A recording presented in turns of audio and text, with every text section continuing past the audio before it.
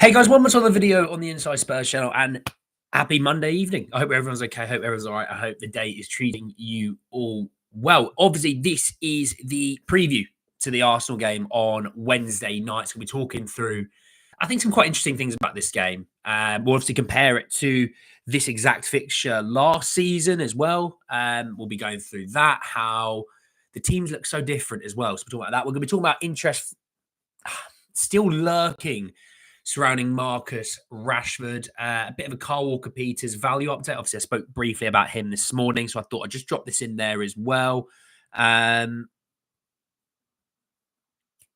there was something else that I wanted to talk about. Romero. There you go. It's come to me right at the last second. So let's start, though, with the preview, because, you know, it's I guess it's somewhat a decent game. It's a big game, you know, Arsenal, Wednesday, the 15th of January, away at 8 p.m.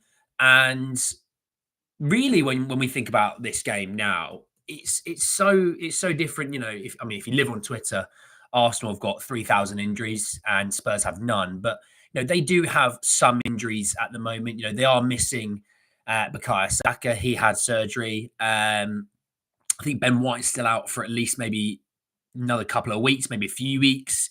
Ethan Nwaneri is he's going to be out for a few weeks. Tomiyasu, I completely forgot about him, if I'm honest. Supposedly injured. Supposedly, I don't know enough about that. Timber should be okay. They said he's got a tight hamstring, but tight thigh, but or hamstring or whatever, he should be okay. Gabby Jesus obviously stretched it off. I don't actually know what the diagnosis on him, but you'd expect if you're being stretched off, you're going to be out for a little while, especially when it's your knee. And Ricardo Calafiori missed out against Man United. So I forgot who they played. Missed out against Man United, so we expect they're probably going to be back. Potentially, he's going to be back for this game, if not back at the weekend. They said there's a good chance he might still be back. So we'll see. Obviously, we'll wait for press conferences and things like that to get a bit more of an update. But they're missing a few. You're missing your starting right back. That's Ben White. You're missing your starting right winger, Bukayo Saka. You're missing...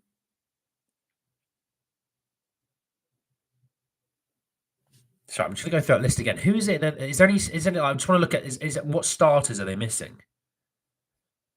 Okay, so none of the rest of them are starters because Timber plays left back, so he's the starting left back of Calafiori.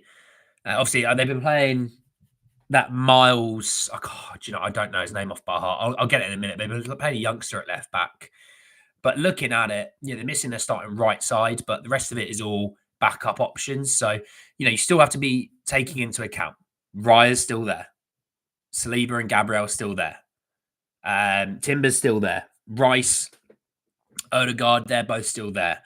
Martinelli, Havertz, they're still there. So you know you're missing some players, but you know, I mean, if you were on Twitter, you expect, you know, you're thinking, God, they're missing hundreds of players. They're missing 2 starters. Yeah, let's compare it. Spurs are missing starting goalkeeper, 2 centre backs. They're missing the starting left back, the starting 6.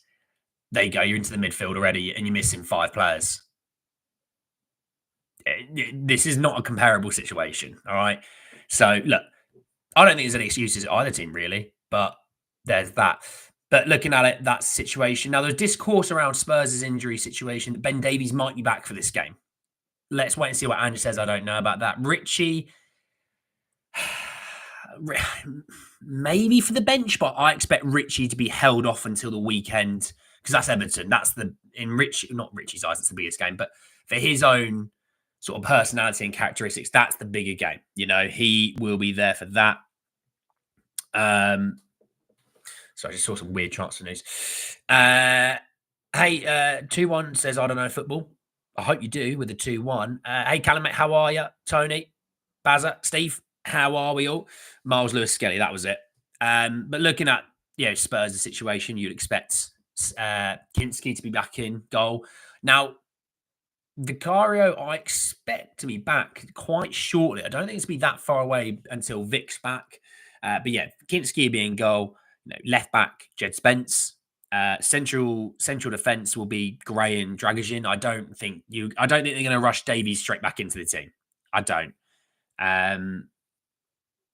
obviously, he's more inclined to defend better than Archie Gray, but I don't think Archie Gray's been all that bad, to be honest. Right back, Porro. Midfield three. Now, the midfield three I'm keen on because Biss played a lot of football against Tamworth. Now, yes, maybe it wasn't the most physically demanding games, but you're still running around for a couple of hours. It's not exactly a walk in the park. So, will Biss be able to go Wednesday? Now, Pape came off in the 70th minute. Bergvall played the rest of that game. Maddison came off at the end of full time. I expect Maddison to start this game, by the way. I do expect Maddison to start. I know some people are saying, Kulu in the centre, all that stuff. For me, Kulu outright. Just at the moment, our right wing at present, performance-wise, when he's not there, hasn't been very good. So have him out on the right. And by the way, I know Johnson scored, but you know what I mean. You know what I mean. Plus, he played a lot of football. Played a lot of football. So Kulu out on the right, Sonny and Solanke through the other two positions in the attack. The midfield is I mean, of all places in the team, midfield is the only one that you can never have really a question as to who's going to start. I think Bergvall has a shout. Sarr has a shout. I mean, energy-wise, you might need Pape, and maybe those two are going to, maybe Bergvall starts that game and Pape comes off the bench. For me, if Bissouma can rock and roll and he can play, Bissouma starts. Actually, of all the midfielders recently, he's been the most informed one. So for me, Bissouma has to start. This corresponding fixture last year, Bissouma was honestly the best player on the pitch, in my opinion. He's going to need another game like that. Madders was fantastic in the fixture last year, which we're about to go through in just a second. He's going to need to be massive. And Bergvall Sarr, we'll see what that midfield situation looks like. When we look at the fixture last year, it's a fascinating old fixture last year. I mean, looking at their team, Raya's still there. Saliba, Gabriel's still there. Zinchenko could play left back. I don't think he's injured. Let me just quickly look. Was he on the bench at least for United? He was. He was an unused substitute. And Kivior. So you got two guys that can play left back there. Kieran Tierney came on. He's another left back. My God. I thought Kieran Tierney had left. But Zinchenko's there. You got Odegaard, Rice, and Fabio Vieira. Obviously, Ben White was there. Missed him out. Vieira is not there anymore, and Ketia and Jesus would miss out, as well as Saka. So their front three from last year starting to this year will be completely different. Their midfield's going to have a slight change with Vieira not there, and then both their fullbacks could change. So the spine of their team, the keeper, the two centre-halves, and the two centre midfielders, they'll still be the same. I mean, on the bench, Jorginho, he'll probably start, if I'm honest. He was the one that gave it away for old Maddison to slip through Sonny for 2-2. I mean, Havertz on the bench. He'll come on. He'll start, obviously. You'd expect Martinelli to be starting on the left. On the right, would they go Sterling? I think I would go Sterling on the right for pace. Trossard's not exactly in great form. I think Martinelli's picked up a bit. But, when we look at Spurs, I mean, Spurs' team, Vicario, Doggy, Van der Ven, Romero, Porro. One of those guys out of those five are going to be playing. Pape, Biss, and Maddison. That could be the midfield three. And then Johnson, Son, and Kulusevski is your front three. Obviously, Sonny, I expect to be out on the left. Solanke is going to be in there instead of Johnson. But I think that front three will be, as I said, Maddison, Bissouma, Sarr. I could see that. And then obviously the back four is just shred to pieces. But that was a game last year that, we had more possession. We had the same amount of shots. We were easily able to say that we deserve that draw, and we had the chances to win 3-2. So we were good that time. You're confident at 3-1, says a random YouTube commenter. Great name. Beer's looking solid. Appreciate that, Big Angeball. It's looking all right, isn't it? It's looking all right. Might need a bit of trim, but it's looking all right. Ben Davies is very good. I don't care what about some deluded minds thing. I wouldn't say he's very good. I think that might be a bit of a stretch, but he's all right, yeah. Arsenal threats corners. Spurs avoid this and giving cheap free kicks and dangerous areas. Apart from that, I see a draw minimal. Interesting. I think you're right. Obviously, set pieces wise, they are very, very dangerous. I think we've seen from Kinski that from set pieces, he looks a little bit more confident than Vic is. Distribution wise, having Kinski out there and playing, I think is going to be quite important. I'm not sure they're going to fully press the keeper, but in terms of, being able to move the ball from side to side a little bit quicker, I think that would unlock us a little bit more. When we look at the Arsenal team that played against Manchester United, I mean, Raya was in goal, Timber, Saliba, Gabriel, and Lewis Skelly. That I'd expect to be the back five. Jorginho, Marino, Erdegaard. I mean, Marino didn't have a very good game, so I expect Rice to come into there. And then Havertz, Martinelli, and Jesus. I mean, Havertz and Martinelli start. Jesus, I guess Sterling, you'd say, would come in ahead of him. And then, yeah, Rice in for Marino. The rest of the team, I think Timber should be okay to play. Maybe he's not. And if he's not, I'm not going to say his name because he doesn't deserve me to say his name. But that guy, the central defensive midfielder, could play right back. So look, that's starting 11. I think it's quite easy to pick at the moment due to certain injuries in certain positions. But Man United look good against them. Man United look good against them. I mean, you'll look at the stats and think, Man United had 7 shots to their 26. Arsenal had 71% possession. They had 12 corners to their 2. But when you think about it, they were playing with 10 men for, half of a game of football. So, Man United created great chances. They could have won it in actual normal time. So, yeah, that's my thinking. Let me know what you think down below. According to other Arsenal corners, we're pretty bad against Man United as well. Well, there you go. There we go. Let's do a poll. Predictions for the game. And I'm going to leave it up for a minute. Win, draw, lose. Nice and easy. Nice and easy. Vote in the poll that you see on your screen. Midfield 3, Bissar, Bergval. No, I think Maddison we're going to need. I think we're going to need Maddison in a game like this. Don't worry, I like the energy of Bissouma, Sarr, Bergval, but there's no real player that's going to be able to get the ball to the attackers quickly enough. Maddison can play through the lines. It's something that we've missed with Romero is the ability to play a football through a line or two. That's Romero's game, and we haven't not had it. Rashford let loose in London with all the nightlife it has. Well, if not, he goes to Dublin or Belfast, one of the two, wherever it was. Sterling on the right. When does he who must not be named go to jail? Chance news on free to prison FC. I'm not mentioning anything. I'm not getting involved. But look, in my eyes, I think it'll be a 2-2 draw again. I think it'll be the exact same result as last year. I think both teams are so down bad at the moment due to injuries. I mean, I was looking at the Arsenal. Looking at Spurs fixtures. The last 3 Spurs have obviously won 2 and lost 1. The loss was in the league against Newcastle at home, but obviously beating Liverpool and then beating Tamworth. Back-to-back clean sheets. But then when you look at Arsenal's, right? And I noticed this about Arsenal's. They're coming into this game having not won in 3. They drew against Brighton. They then lose to Newcastle in the Cup, and they lose on penalties, obviously, yesterday. Both teams went to extra time as well. So I think you might see a bit of a fatigue situation around about 70th minute. And it'll be who uses their bench a little bit better. There's times in the game where you pace yourself. Like, I'm not gonna charge after this dead end ball. I'm gonna save my energy. I might need it in 5-10 minutes. It's who paces himself better. We shall see on that. Biss, Maddison, Bergval, Decky on the right. Could see it. I could see it. 2 on Arsenal. Just see them a shed or 2. Just to see them shed a tier or 2. 2 on Arsenal. So you're picking Arsenal, Jazz. But for the most part, I think no one's picked a loss. No one thinks we're losing. That's positivity. That's not what we do in the Spurs fan base. We have to be miserable 24/7. Anyway, let's come to a little bit of transfer news because we do have some. And look, I saw some weirdo reporting surrounding Christian Romero. So we'll talk about Romero first. Spurs, sorry. There we go. Hey, Donny, you're right.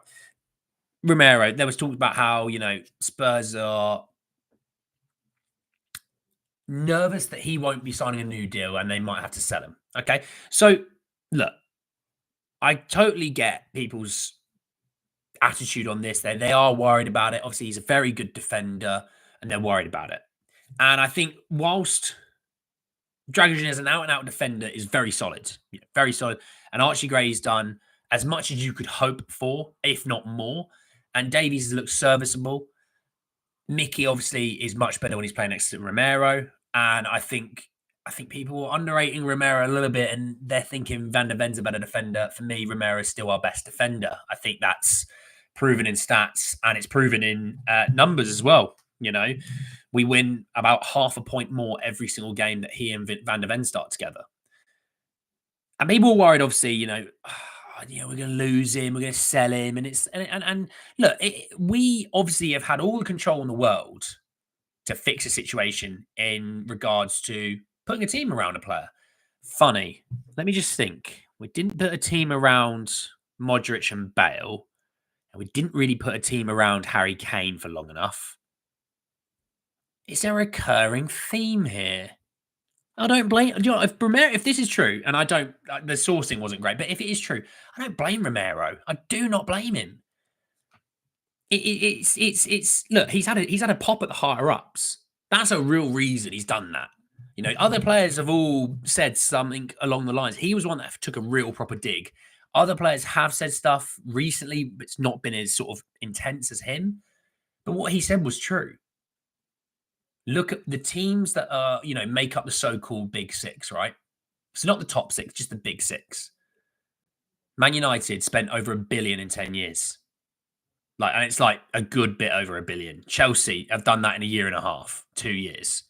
City are City, we know that. Liverpool spend large sums of money, and Arsenal spent £100 million on one player. So they're all trying, they're all trying to close the gap to Man City, all those things being involved. And Romero's like, look at them.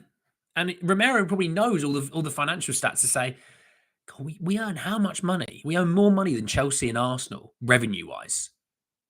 What do we show for it? And I get why he'd be annoyed, but, he is 2 years left on his contract this summer. The ball is still not in his court by that point.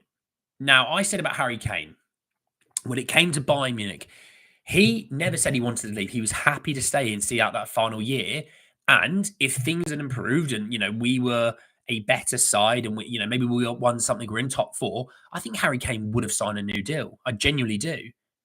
But he also didn't want to be trapped by Daniel Levy again, which that was smart of him because, it's the right decision. And he's going to win the Bundesliga this year and his move would have proved worth it. Okay, I know what people would have thought and the goal scoring record of the Premier League and all those things being involved. And he's already a club legend. He'd come back to the Premier League next year and still claim the top goal scorer record. So, regardless of that, the last few years of him, even though we got in win now managers, we never really truly backed those win now managers. So I said, look, if you truly had confidence that you can build out a squad and build out a team and put it around Harry Kane and Son and Romero, you could say, and say, look, these guys are going to be great. These are the pillars. We're going to build a team and we're going to be fantastic. If you had confidence, you'd have done that.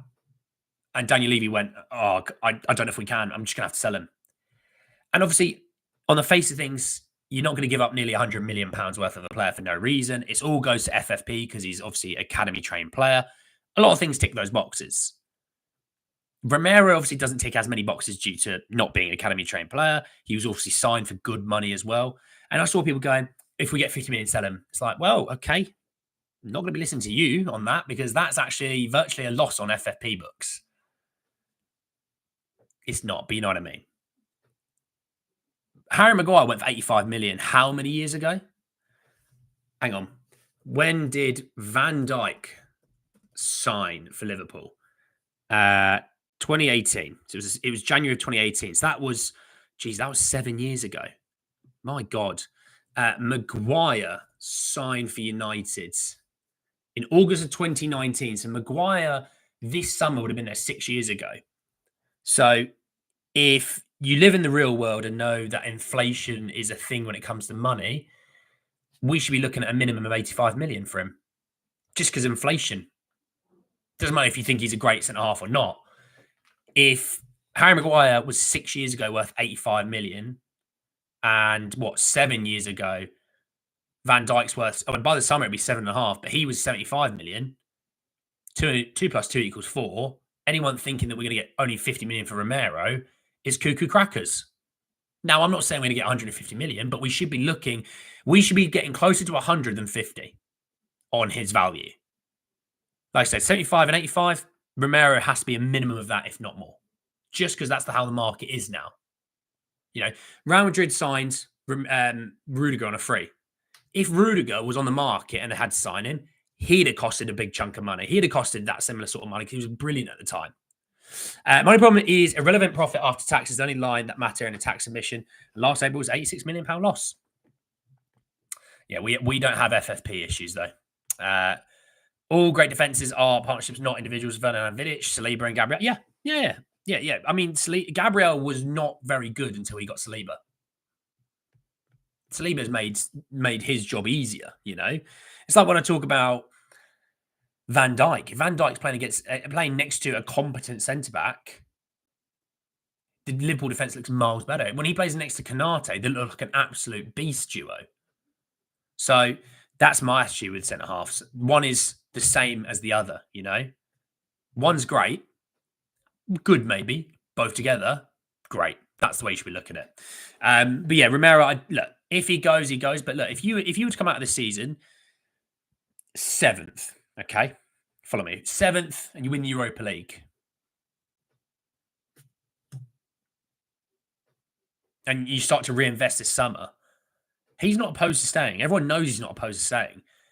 But what he's doing is putting the pressure on the higher ups to do their job, which, fair play. I have all the respect in the world for him to do that. It's his career at the end of the day. It's our football club. Him leaving doesn't change the fact that our football club still remains. It's his career. So that's why I respect that, But look, there's that on Romero. Let's talk about a little bit on Marcus Rashford. So Miguel Delaney saying that Tottenham Hotspur are another club interested in a loan move for Rashford and have investigated the possibility of a deal. He is currently seen as much likelier to go abroad. Now, I saw a report, really weirdly, I don't know if this is true, and don't hold me to it if it's not, that Milan can only sign one English player due to Brexit rules or something like that. They can only sign one English player. And by the looks of things right this second, it's Kyle Walker. So if that's the case, let's say AC Milan have ruled themselves out of that deal, right? I don't know if it's true or not, but let's just play a hypothetical game. They've ruled themselves out of that deal, right?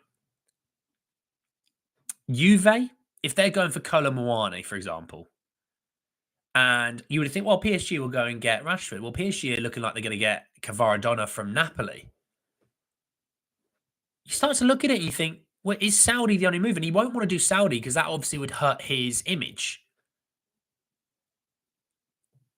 Now I'm worried. Now, he did go on to say in this regardless side of things, Man United, he doesn't expect Man United to do dealings with Tottenham in regards to this. Which, thank you, not a problem if you don't want to. He's not a player that I truly, truly want. Now, look, like I've always said, if Ange wants someone, it's his job to coach this team. And if he feels like he needs something, you go out and get in it. I've said about every other manager as well. So don't think I'm like an Ange homer and I hate Conte, Mourinho, and everyone else that's walked through a door. I said about those guys, you get the player that they want. Now, sometimes you're not always going to. That's the way of football. Not every team gets always their first option. But more often than not, you go and get their first option because they deserve that from the idea of that's how you get this team better. Now, if Rashford's the guy that he wants, then obviously that's a conversation. But the guy's on 325 odd grand a week. He's got at least a couple of years left on his deal. I don't know exactly when it ends. Man United are going to want to make the most amount of money possible because of FFP reasons. We talk about Kane. This guy, even though he's a fragment of what Kane truly is as a footballer, this is FFP 100% profits. They want 100% as much as they physically can get. I mean, their owners are already cheap enough as is, Ratcliffe and all those people. But, what we need to do is not fall into this trap of taking Deadwood off of a team that's even below us in the league. Whatever you think of Spurs at the moment, Man United are even further down in the league. He can't even get into their squad. So, look, we'll see. I still think he ends up abroad in Italy because there's there was talk about Dortmund maybe. And as much as I think he would probably kill it in the Bundesliga, I still think he'll go to Serie A. I do. I don't know what you guys think, but I still don't think we're in there. But I thought I'd report it because it did come out earlier. Kolo Muani from one cockerel to another. Rashford isn't the guy. Maybe I will trim the beard soon. It's looking healthy, but maybe soon. Plettenberg, report AC Milan held talks with AC Milan, Man United today, potentially, for Garnacho. AC Milan had talks with United over Garnacho, did they? Oh, Jesus, that'll be interesting. I thought Garnacho looked like he was he looked like he was really bought into the cause yesterday. That was Napoli. Oh, okay, fair enough. But look, there's that. I mean, just quick one on Alfie Dorrington, by the way. Obviously, moved to Aberdeen on loan. He has signed a new contract until the summer of 2029. It was something we talked about in the first live, but a little bit more information comes out. He is signed to 2029 and obviously gone out on loan to Aberdeen. So good luck to the man. I hope it all goes bloody well. Carl Peters, just really quickly, and I want to talk about Kolo Muani. I think I've got something to talk about Kolo Muani as well, which I'm so bored about talking about him. I don't know about you guys. You're all probably bored about me talking about him. I'm bored talking about him as well, so don't worry. Ben Jacobs talked about Carl Peters, and he said that because Leicester City is signing Wayo Koulibaly from Parma, he said that Leicester City also considered Southampton's Carl Walker-Peters were put off by his £7 million price tag. I mean, I don't know about you, but I'd take the punt on that alone. He can play in Europe for us. So even if he plays in Europe and a few and in the odd game here and there, for 7 million, that's nothing nowadays in football. And even if you moved him on in like the summer, you could still make more than 7 million. I'd take the punt on that. Give me another player that plays in Europe. He can be added to the European squad without dropping anyone. And if you're anyone in Spurs land, you're probably expecting Spurs to go somewhat deeper into Europe. He's going to be needed to play multiple games, and also it's not just the fact that he can be in Europe and he can play. Porro gets a bit more rest. You don't have to rush a doggy back, and Spence will get a bit more rest. I think it's a punt. I think it's worth it somewhat. Kvara PSG, Muani Spurs, United won't move unless Rashford leaves. There's that. Rashford is the camouflage for the real target, like Conor Gallagher was. Well, Conor Gallagher was someone that Ange truly wanted but didn't get. It was the same with Emerick Eze as well. He wanted both of those, and he was told they're too expensive. Okay. Hey, Big D, mate, how are you? So look, there was that. Now there was, or I've just seen the Dorrington media promo. So he's had his beard trimmed recently. Tell you what, I quite like the Aberdeen kit. I quite like the Aberdeen kit. I rate that. Sorry, Kolo Muani, because I saw something on Kolo. Fabrizio Romano was talking about it. We did it about an hour ago. Saying that Juventus and Tottenham have both made contact again today with PSG for Randall Kolo Muani. Man United called last week and remain informed on developments, but Rashford exit will be the key factor. PSG insist on their conditions, but Kolo Muani will leave this window. Now, look, if Rashford is the out and out player that holds up Manchester United, then I'm not saying obviously they can't get him. What I'm saying is you've got to be thinking actually that they have to be a distant third at the moment. You've got Juventus and Spurs maybe fighting it out to get this player. They're a distant third because they have to move before they can get anyone in. Whereas by the sounds of things, Juventus and Spurs do not have those issues. Now, Spurs don't have those issues, we know. Juventus, I'm not going to speak for them. They might have a situation in place where they can move someone as soon as Kolo Muani's signed. And obviously then that frees them up to be active. Hey, Rec, how are you? Kits and badges are where the SPL is go to. Oh, mate, that Aberdeen kit. Fair play. Fair play. I like the look at that. Parashi will make it happen. Well, look, it wouldn't shock me if Parashi's making a few phone calls. Obviously, he's not allowed to get involved. But, he can make a phone call too. It doesn't hurt the soul. But look, with Kolo Muani, look, I said at the start of this, I'm bored talking about this deal. I've just literally loaded up Twitter again, and people are saying the exact same thing. They're bored and they're done, and they're willing to move on from this deal. Let me end that poll. It's been up for 18 minutes. Sorry, boys. Sorry, boys and girls. Sorry. Hypothetically, let's say he is the number one guy. When do Spurs kind of sit there and go, this is taking too long? They're waiting on Kvaradona to get to Napoli. That's I think that's a saga that's holding things up as well. It's a domino that needs to fall. Obviously, Real Madrid, Manchester United, obviously moving off of Rashford is a saga holding up of this one for them in their eyes. When do Spurs sort of go, we don't know if this is going to get done or not? You know, I guess holding out for the number one guy is what you should do. Obviously, they'll have other deals in the meantime. But also, PSG don't want to push their luck with this. The reason why I say that is what if Juventus, or what if Spurs? They go, this is taking forever. We want to get a player in. We've got games coming. We want to get a player in. We can't, if it's the 23rd of January, we're still in the same situation. That's going to annoy me. That is going to really, really annoy me. You should have someone in way before that game. I mean, that 23rd of January will be Hoffenheim away game in the Europa League. Regardless if the new player is going to play against them or not, I would want the new player in at least by then. I'm hopeful of Everton at the weekend. I know a lot of you guys were hoping, by the Arsenal game. If they're not signed by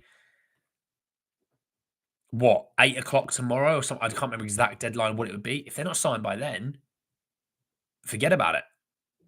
So, what we're looking at a situation is, can we get them in by the weekend? I don't know. It's dragging on, but I would look, every club does more than one deal at once for the same position, and I'd hope they're doing the exact same thing. What I don't want is Spurs to be sort of shoehorned into a situation where this is all they want. This is all they've gone for, and if it falls through, panic. Now, Ange has, said we're not bringing anyone in that we don't want long-term or to help us out. So you would think, okay, there's multiple deals going on. And, look, Spurs do business quietly. This has been loud. You would expect, look, this isn't coming from Spurs that we contacted again today. This would be PSG sourcing or agents saying, Spurs still active, by the way. Can you put out Spurs still active? For me, I wonder when the sort of ticker goes off to say, this is too loud, this is dragged on too much. Go and get the next guy. I don't know. I don't know what you guys think. It's taken way too long. I'm good, Rec. Thanks, mate. Just buy Dorgu and David. This would be a perfect transfer for 6 million combined. I think you get that cheaper. But Dorgu also, they want to be loaned back to Lecce. So I don't think you're getting a Dorgu this window to play for you. It would be a move that would be then ticked off the box for the summer. That's my thinking. Not surprised if everyone comes back from injury before we get someone in. So basically, we ain't bringing it. No, we'll be bringing people in. We'll be bringing people in. I think people think we're not signing on else. I get the pessimistic and I get the skepticism. It's Spurs. This is what we do. But I also thinking, if you're the higher ups thinking, look, we get all these players back, we're all good again.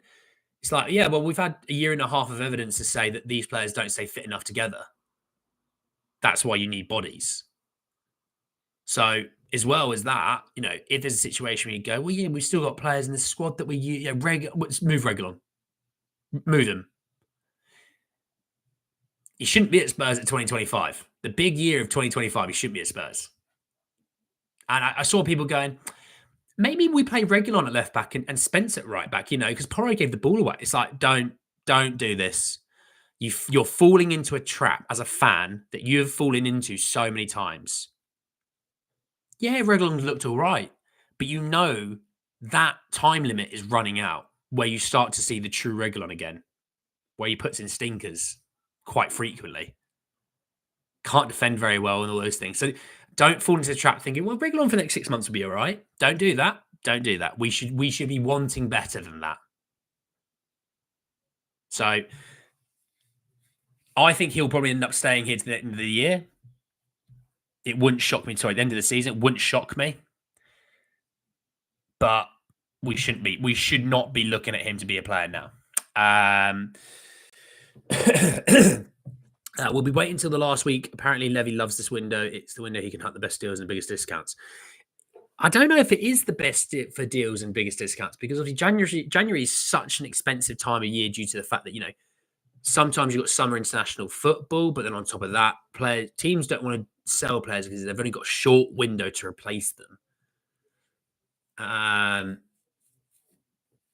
Fair enough, Donna. I think they'll accelerate move for Dorgan because of injuries instead of going. Yeah, but it's not about us wanting him now.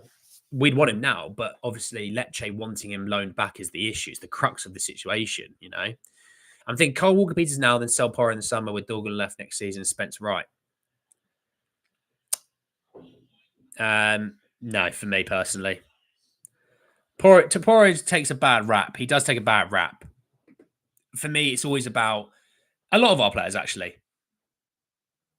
If you rest a player, guess what? If they get a few days of rest, they're actually better for it.